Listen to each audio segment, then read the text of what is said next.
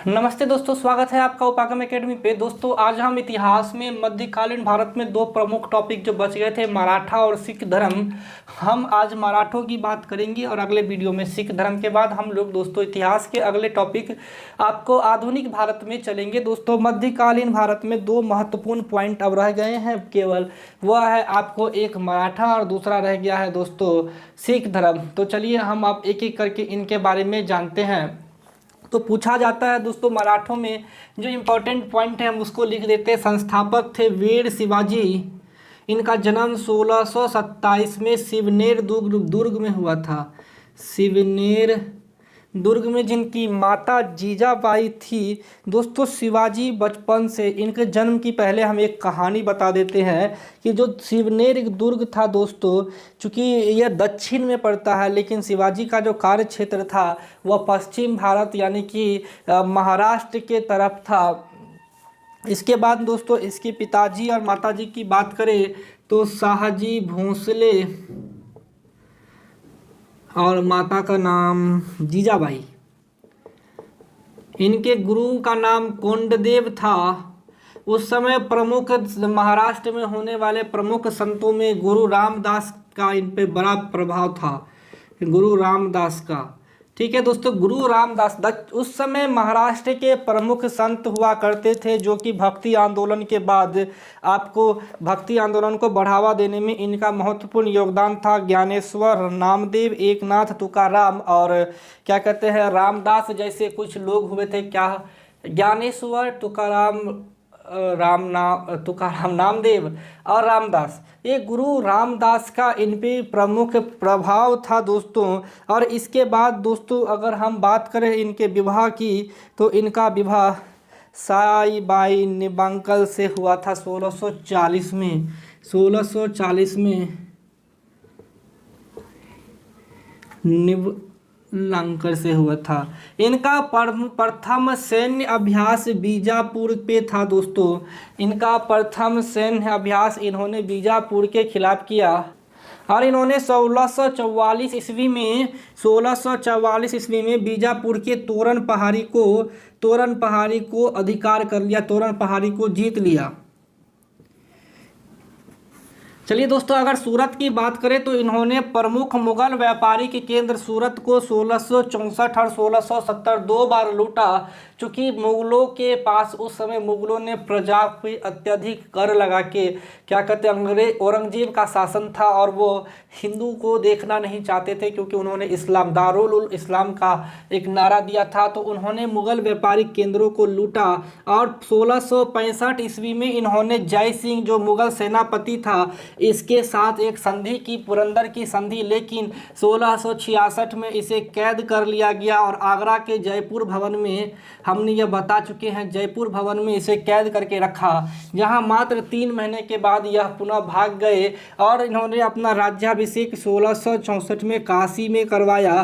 मंत्रिमंडल में इन्होंने 8 प्रमुख मंत्रिमंडल जिसे अष्ट प्रधान कहा जाता है का निर्माण किया। इन्होंने मराठा भाषा को उत्थान किया, मराठी भाषा के लिए प्रगति में अपना योगदान दिया।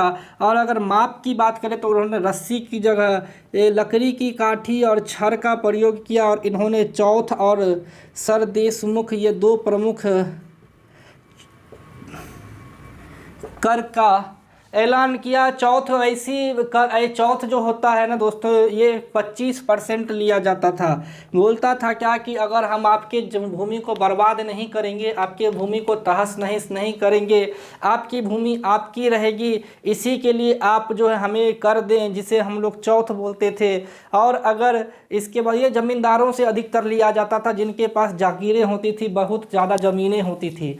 और सरदेशमुख दोस्तों यह लिया जाता था क्योंकि यह देश के लिए लड़ रहे थे और चूँकि यह बोल रहे थे कि हम आपके लिए लड़ रहे हैं, हमें कुछ धन की आवश्यकता होगी, अपने आप को सरदेशमुख साबित करना, सरदेशमुख बताना चाहते थे और जनता देती भी थी क्योंकि जनता को लगता था कि यह औरंगजेब से मुक्ति के लिए अगर कोई हमें मदद कर पाएगा तो वो वीर शिवाजी ही हैं। और दोस्तों मात्र 53 साल की उम्र में सन 1680 में वीर शिवाजी की मृत्यु हो गई। और इसके बाद चलिए अब हम पढ़ेंगे शिवाजी के उत्तराधिकार कौन कौन हुए और मराठों का उत्थान में किसने अपना योगदान दिया। वीर शिवाजी के द्वारा बनाए गए मराठों के साम्राज्य को किसने विस्तृत किया और कौन इस साम्राज्य के लिए अंग्रेजों से और मुगलों से दोनों से साथ साथ लड़े। दोस्तों शिवाजी के बाद आपको मुगल क्या कहते हैं मराठों में उत्तराधिकार सबसे पहले संभाजी ने संभाला। शिवाजी के बाद मराठों की गद्दी पर संभाजी ने बैठा और संभाजी उनके एक सलाहकार थे। सलाहकार मतलब जो उन्हें क्या कहते हैं डायरेक्शन देता था कि आप ये कीजिए ये कीजिए। यह थे कवि कलश साहब जो उज्जैन के प्रसिद्ध विद्वान थे। मकबर खां ने इनकी मृत्यु कर दी और इसकी मृत्यु के बाद मराठों पर बैठा राजा राम। राजा राम शिवाजी छत्रपति की उपाधि से गद्दी पे बैठे थे। क्वेश्चन पूछा जाता है कि शिवाजी किस उपाधि लेके गद्दी पे बैठे छत्रपति, और इसके बाद छत्रपति की उपाधि राजा राम ने ली। 1689 पे गद्दी पे बैठा और 1700 में अंग्रेजों मुगलों से लड़ते लड़ते इसकी मृत्यु हो गई। किसकी? राजा राम की। इसके बाद राजा राम के बाद ताराबाई ने अपने 4 साल के बेटे शिवाजी द्वितीय जिनका 4 वर्ष मात्र एज था इसके साथ गद्दी पे बैठी और अपने पुत्र के नाम से गद्दी पे बैठी। और ये बहुत मराठों के उत्थान में महिलाओं का जो योगदान है यह बहुत ज़्यादा रहा है, क्योंकि वो लोग वीरांगनाएं होती थी, वो लोग अपने को देश से समर्पित होने वाली महिलाएं थी। साहू जो था संभाजी का एक बेटा था जिसे औरंगजेब ने कैद कर लिया था। औरंगजेब की मृत्यु हुई 1707 में। साहू वहाँ से भाग के आ गया महाराष्ट्र और देखा कि ताराबाई गद्दी पे बैठी हुई है, तो साहू और ताराबाई के बीच में एक लड़ाई हुई गद्दी प्राप्त करने के लिए 1707 में, जिसे खेरा का युद्ध कहा जाता है। अगर इम्पोर्टेंट की बात की जाए तो संभाजी शिवाजी के बाद गद्दी पे बैठने वाला राजा था और खेरा का युद्ध ये हुआ था साहू जो कि संभाजी का पुत्र और ताराबाई के बीच में हुआ था।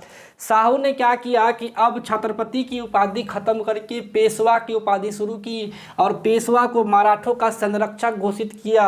और पहले पेशवा बालाजी बाजीराव हुए और उसके बाद उनका पुत्र बाजीराव प्रथम, जिसमें आपने कहानी आप एक मूवी देखे होंगे बाजीराव मस्तानी, चूँकि बाजीराव प्रथम एक स्त्री मस्तानी से संपर्क में था इसीलिए यह एक मूवी बनी थी। आप वही बाजीराव का पूर्ण नाम बाजीराव प्रथम था जो कि बालाजी विश्वनाथ का पुत्र था।